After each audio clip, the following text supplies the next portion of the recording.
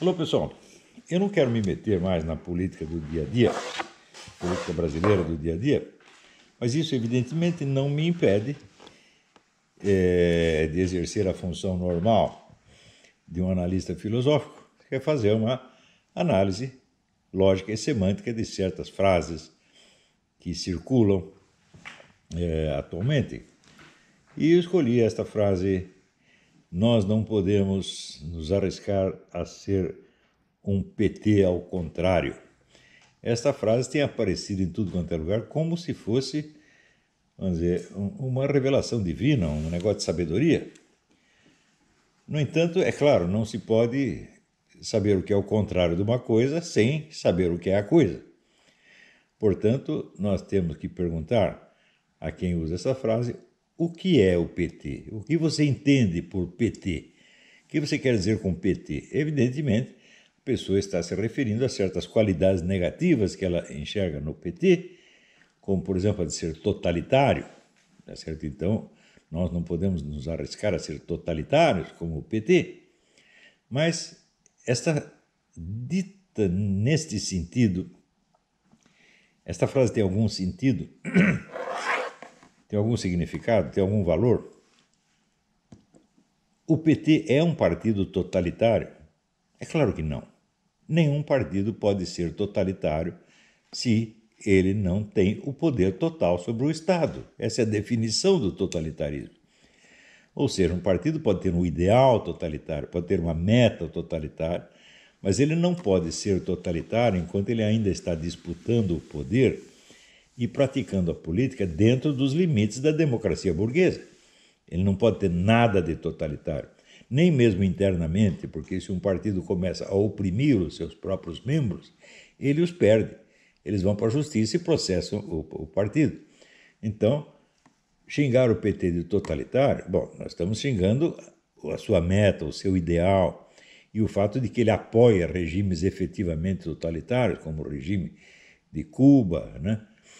De Angola, da Venezuela, da Coreia do Norte, etc. Porém, neste caso, que sentido teria a expressão PT ao contrário? Que regimes totalitários invertidos qualquer movimento de direita está apoiando? Onde estão as ditaduras totalitárias de direita, né, que nós nos arriscaríamos a apoiar caso fôssemos um PT ao contrário? Esses regimes simplesmente não existem. Portanto, o apelo à expressão PT ao contrário não significa absolutamente nada. Se nós pensamos assim, não, então nós não podemos nos arriscar a ser o PT ao contrário, porque o PT é um partido corrupto e ladrão, tá certo? Mas alguém, por acaso, nos movimentos de direita, acusados de ser um PT ao contrário, está pregando uma roubalheira? Vamos parar de roubar para a esquerda e vamos roubar para nós? Tem alguém dizendo isso? Não tem ninguém. Então, portanto, também não é neste sentido que haveria o risco de alguém se tornar um PT ao contrário. Vamos examinar, então, o que é realmente o PT.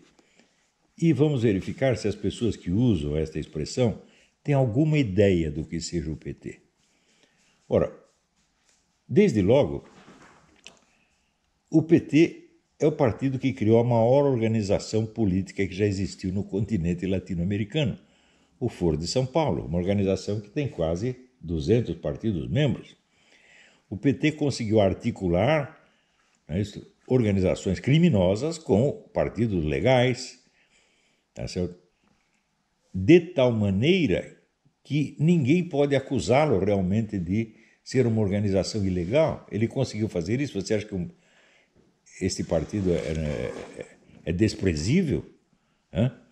Você imagina se o pessoal da direita conseguisse fazer isto? Juntamos 200 organizações de direita que pregam a democracia capitalista, e temos todo este poder nas nossas mãos.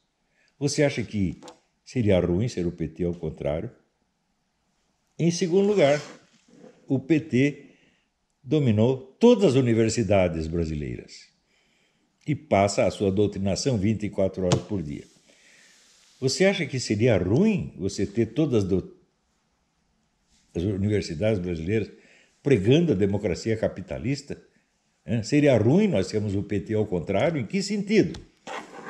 Ele quer dizer o quê? Nós temos que deixar uma parte para o PT? Nós não podemos disputar o espaço deles, coitadinhos, não podemos deixá-los sem o espaço que eles lutaram tanto para conquistar? Então, em terceiro lugar, o PT, através do Foro de São Paulo, conseguiu colocar os seus partidários no poder em 12 países do continente latino-americano. Seria mal se a direita fizesse isto.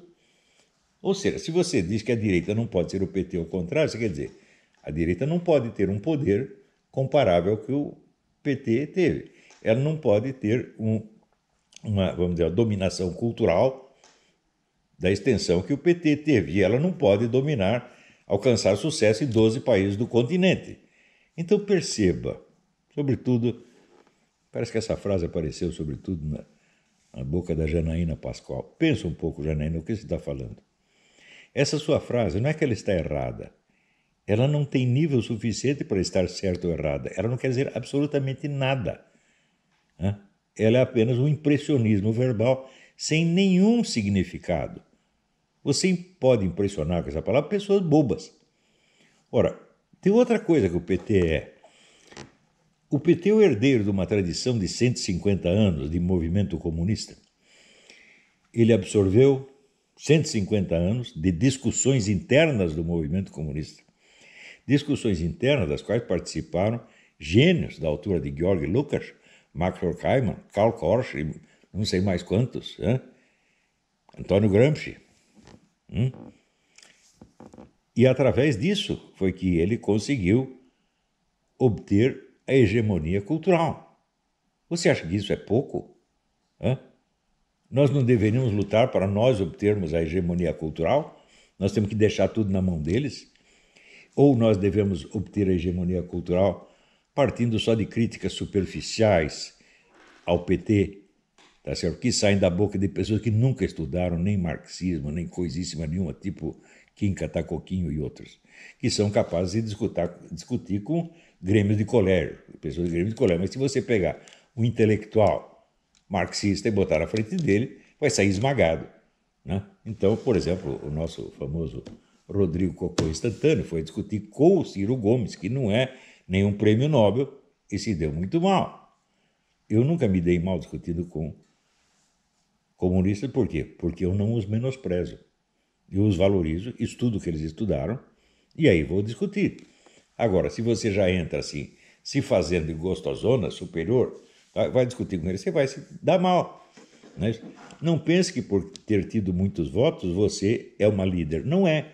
Você é apenas um símbolo de uma situação momentânea, tá certo? Um líder não se caracteriza pelo número de votos que ele obtém, mas de pessoas que o seguem, pessoas que o obedecem. E até agora você não provou que alguém vai te obedecer. E eu acho que os poucos que te obedecem vão parar de obedecer por causa dessas bobagens que você está falando. Está entendendo? Então, não menospreze o seu inimigo. Tá certo? Não se faça de gostosona em cima dele, porque você se ferra.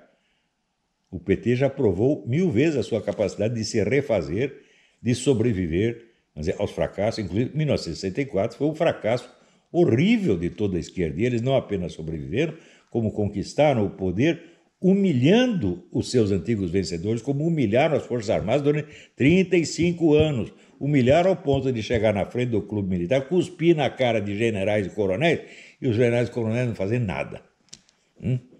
Cuspiram ao ponto de nomear ministros da defesa comunistas, aos quais os generais devotavam ao respeito e amizade, lealdade, etc, etc.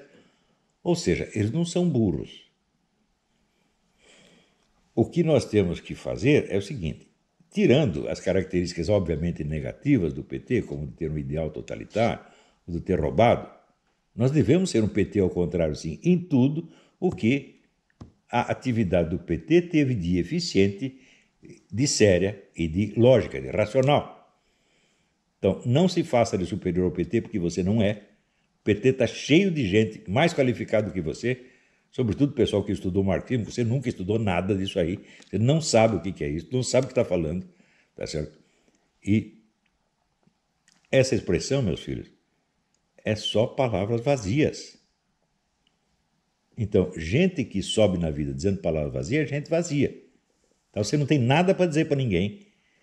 Você tomar partido do lado certo e defendê-lo desta maneira vazia, você está nos desmoralizando. Tá bom? Então, é isso aí. Muito obrigado pela atenção.